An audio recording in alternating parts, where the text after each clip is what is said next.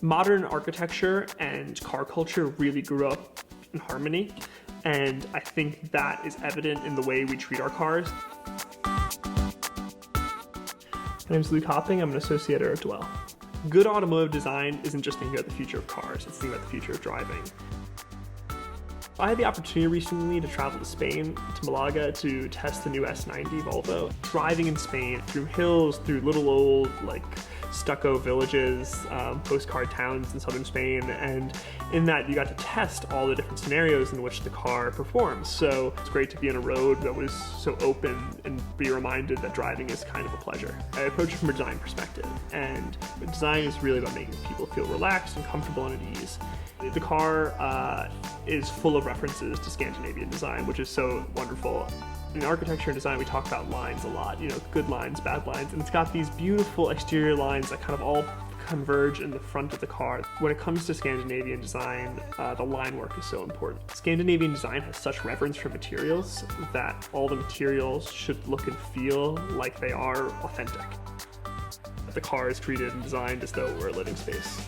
You're spending less time at home, you're spending more time at the office. So what's important to people is that you have all your environments be supportive of your lifestyle. Now, because so much of our life is spent behind the wheel, we want a little bit more luxury and a little bit more comfort and support and stability from places outside the home. When you're thinking about the future of cars, that's a conversation about gadgets and gizmos. The future of driving is thinking about how people are going to be using their cars. The average commute keeps getting longer, and so if you're going to be spending that much time behind the wheel, you really need to design from a user-centric perspective. Volvo is kind of leading the way there with semi-autonomous driving. Semi-autonomous driving is a relationship with the road and your car where you are still very much in control. You can trust the car a little bit to support you as you drive in certain road environments that'll actually help you change lanes and steer. And that's so important because, as we onboard people to the concept of autonomous driving, it's not going to be overnight. It's going to take a little bit of time for people to trust their car.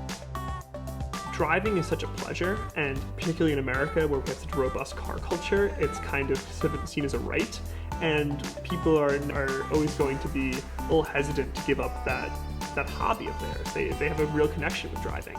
So I think it's about striking the right balance, because there's going to be times when you really want to have a car do little things for you and take over and make judgment calls. There's going to be times where you want to kind of open it up on a highway when it's no one around. It really just reminds you why car culture is so wonderful.